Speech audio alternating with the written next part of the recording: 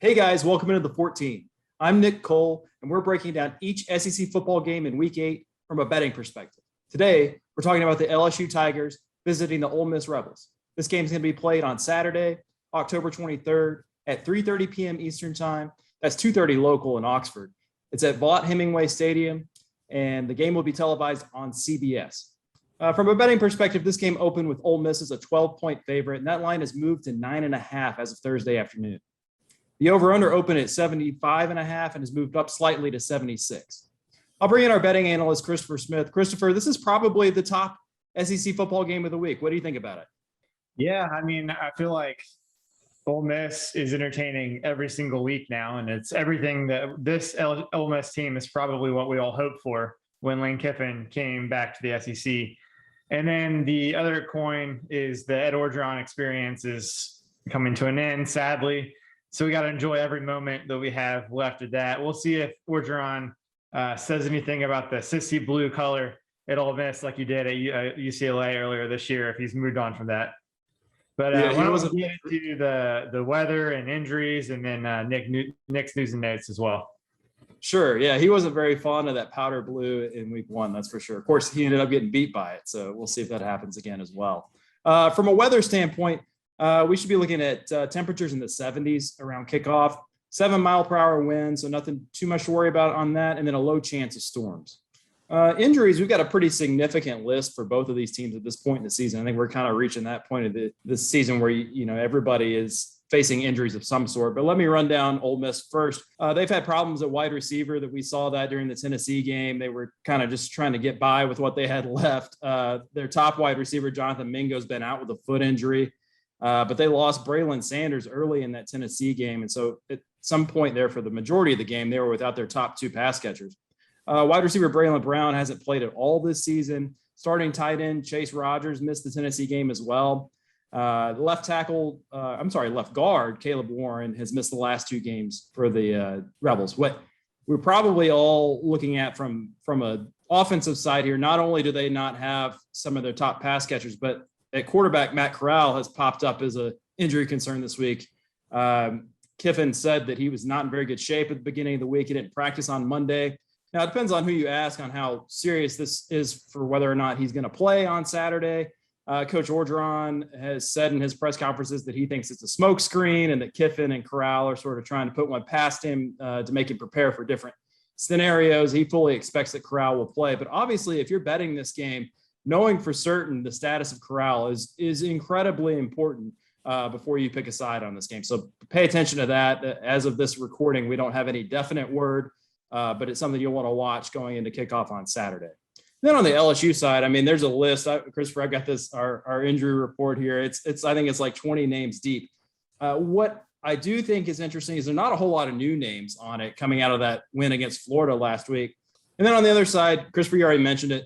On Sunday, it was announced that Coach Ed Orgeron is going to part ways with LSU at the end of this season, bringing to conclusion one of the more entertaining tenures in the SEC from a coaching standpoint in recent seasons. Obviously, we'll all remember the 2019 National Championship team that had Joe Burrow and was offensive coordinated by Joe Brady. Ultimately, Coach O was not able to match that success in 2020 or 2021, and some of the on the field and off the field issues that he's had over the last couple of seasons are the reason that they've decided to part ways. But don't feel too sad for Coach O. It sounds like he's going to get all of his buyout money, and they've got every reason to, pay him handsomely to walk out the door. What we did learn about his team, though, was in spite of all this, they played a heck of a game on Saturday, scored 49 points to beat Florida. Terrion Davis-Price rushed for a school record 286 yards in that win at Tiger Stadium on 36 carries, and it sort of came out of nowhere. We've talked about all season about how LSU has struggled to run the ball. And Christopher, I know you're going to talk about this in a little bit, but I think it was probably their most impressive rushing output in some time. So it was really an interesting turn there. And the defense, while not particularly efficient in the way that they held Florida down from a yardage standpoint, caused several turnovers that sort of flipped the script on this game and took Florida, which is a run-heavy offense, into catch-up mode. And they were trying to throw the ball a lot, and that played into LSU's favor in the end. And the final thing I'll bring up before I let you get to the betting, Lane Kiffin Ed Orgeron, two really good friends. Kiffin hired Orgeron at Tennessee, hired him at USC. It's going to be interesting to see them coach against each other, A, but B, it's going to be especially interesting understanding that Coach Orgeron's not coming back to LSU, and Lane Kiffin's name has been cropping up as in that rumor mill to be a potential replacement for Ed Orgeron at LSU. So in some weird way, these two friends are going against each other, and could Lane Kiffin be coaching for Ed Orgeron's job in this game? Interesting to think about. Christopher, from a betting perspective, what do you make of all this? Yeah, just I think the more likely scenario with Ed Orgeron in these games is that he could be coaching to take somebody's job as defensive line coach somewhere in the SEC and be a recruiter somewhere. I'm not expecting Kiffin to fully be in the mix at LSU, but we'll see. Ole Miss and Tennessee, the total, you mentioned the total closing at 83 and the team scoring 57 points, but the Florida LSU game, that total was 61 and the teams combined for 91 points. So you mentioned all the injuries that Ole Miss's offense is dealing with right now. And even if Corral does play, they're going to be a pretty beat up offense. I mean, Corral carried the ball more than 30 times in the last game. And LSU's offense shockingly looked great on Saturday against Florida. They were able to run the ball.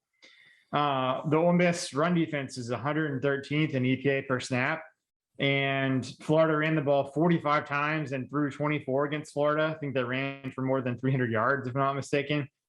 So like you mentioned, I mean, Florida LSU was struggling to rush for more than 3 yards a carry or even get to 100 yards against SEC defenses before last week. So that was a total shocker. I mean, their offensive line is healthier now for the most part, and they're having more consistent play in terms of they know who's getting the carries. They know who's playing what position on the line.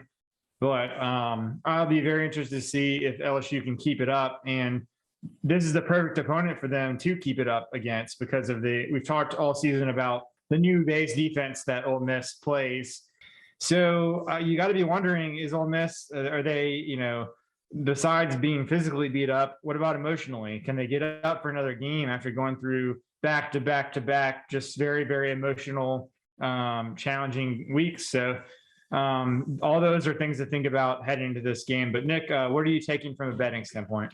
So first of all, before I make my pick, I would say if you're betting this game, I think it's important to know the status of Matt Corral and some of those key pieces on the Ole Miss offense. So I'm going to wait before I consider putting real money on this game until Saturday, probably, or maybe Friday, late Friday, if we get some news by then, just so I have a clearer picture of what I'm dealing with on that offensive side of the ball for Ole Miss.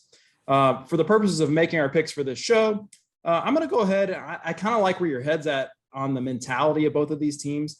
I'll take LSU plus the 9.5 because I think they are playing free and easy. There's not any weight on their shoulder anymore. Orgeron we know the status of him. We know that the players are putting things on film for a new coach. So I think Ole Miss probably still wins this game. They certainly have much more to play for at this point, but because of that, I think LSU's free and easy and maybe keeps this game within 10. I like the under 76 just because, again, I get back to the ability to run the ball is what both of these teams have in recent weeks have used to win games. And while you can run the ball with tempo like Ole Miss tries to do, the clock's still generally running. And when you're getting totals this high, just like last week with that Tennessee game, I think Ole Miss this game could be under where we think it would be from a scoring standpoint. Because you look at it from the surface and you think, man, they could score 100 points in this game. But it just takes a few field goals, a few extended drives that don't end in points to get you under a total like this. So I'll take the under 76. What are you thinking? Yeah, I'll take the under 76 and LSU plus 9.5 as well. I think Corral being beat up, whether or not he plays, and lacking a ton of his passing options, and LSU secondary actually playing pretty well, all things considered. 4 interceptions last week, even without a bunch of key players there. And I do not at all count on the LSU offense to put together 2 running performances like they did, even against Ole Miss. I don't think they're going to go for 300 plus yards on the ground or break a single game record again. So I'll go under 76 is kind of the bet I like more, but I'll go LSU plus 9.5 as well. For Nick Cole, I'm Christopher Smith for the 14, and we'll talk to you next week.